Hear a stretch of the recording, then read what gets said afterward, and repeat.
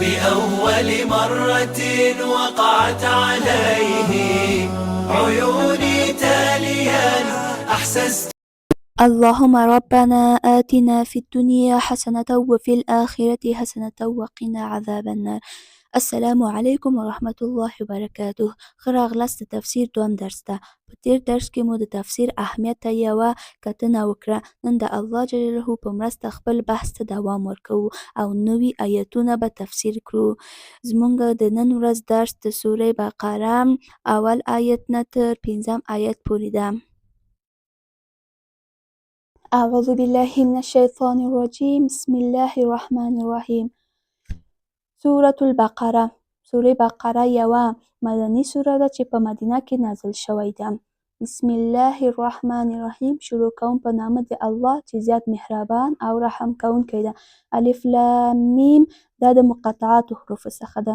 مخکې له دې چې تفصیل شروع کړو غواړم د آیتونو ډولونه تشریح کړم. آیتونه په دوه قسمه ده. اول قسم متشابهات، دویم قسم محکمات. محکمات هغه آیتونه دي چې هم مراد او هم معنا یې معلوموي لکه ذالک الکتاب، یعنې دې هم مراد او هم معنا یې معلومه ده. او دویم قسم آیتونه متشابهات آیتونه. متشابهات آیتونه په دوه قسمه دي. اول قسم چې معنا یې معلومه وي خو مراد یې نه وي معلوم، لکه ید الله، یعنې معنا یې معلومه ده خو مراد یې معلوم نه ده. یعنې ید الله، لاس د الله جل جلاله، چې معنا یې معلومه شوه خو مراد یې نه ده معلوم.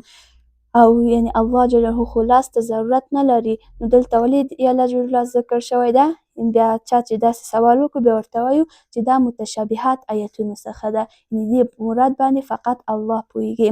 او دویم قسم متشابهات آیتونه چې هم معنا او هم مراد یې معلوم نه وي، لکه الف لام میم یاسین، دغه رقم. دا دویم قسم متشابهات آیتونه دي. ذالک الکتاب، دغه کتاب، لا نشته، شک، ریب شک، فیه په دغه کې، هدن هدایت ده، للمتقین د متقیانو لپاره.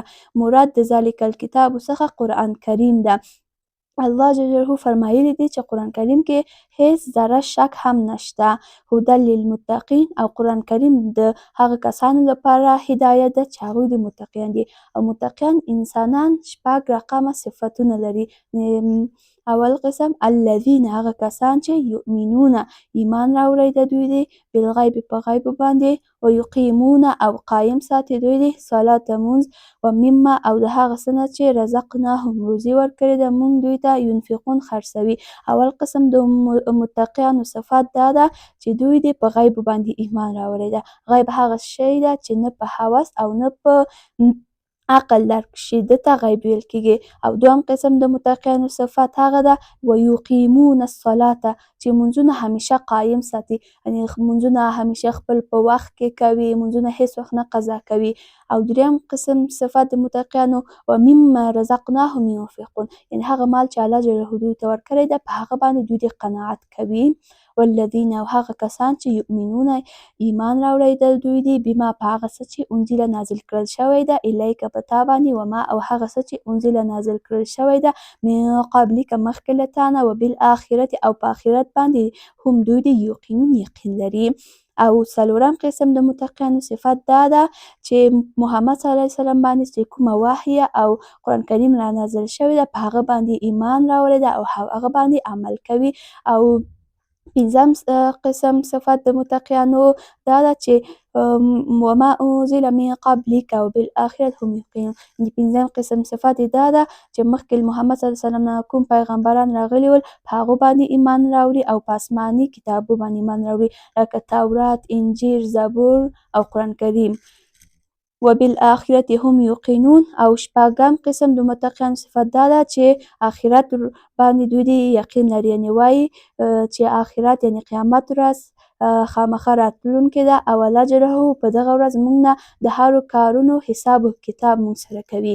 اولئک دغه کسان علی هدى په هدایت دي من ربهم د طرف د رب دوی دي، و اولئک او دغه کسان هم دوی دي مفلحون کامیابېدونکي دي.